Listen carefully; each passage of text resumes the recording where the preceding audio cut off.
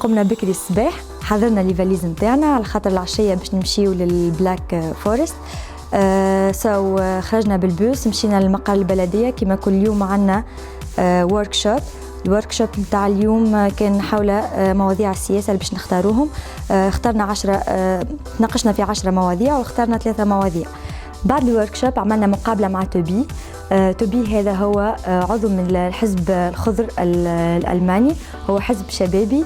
حكى لنا على السياسة في ألمانيا وعلى التعددية الحزبية في ألمانيا، على مركز الحزب نتاعو في البلاد. تناقشنا في برشا حاجات تهم السياسة، تناقشنا على حاجات تهم السياسة التونسية وحاجات تهم السياسة الألمانية. حكينا على برشا مواضيع، حكينا على حرية المرأة بين تونس وبين ألمانيا، حكينا حتى على اللجوء السوريين في ألمانيا. حكينا برشا حاجات بالحقهم السياسة بين دولتين. بعد الوركشوب في البلدية توجهنا للبلاك فورست. كانت رحلة ممتعة، شفنا برشا مناظر طبيعية مزيانين. جينا هنا باش نخدموا البريزنتيشن اللي حكينا عليه من الأول، اللي هم المواضيع اللي يخذيه كل واحد فينا.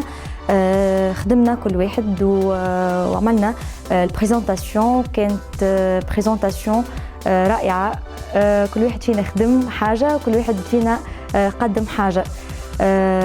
تعلمنا برشا من التجربة هذه، وخاصة أن خدمنا في بقعة ياسر كالم ومزيانة وتشجع الخدمة برشا.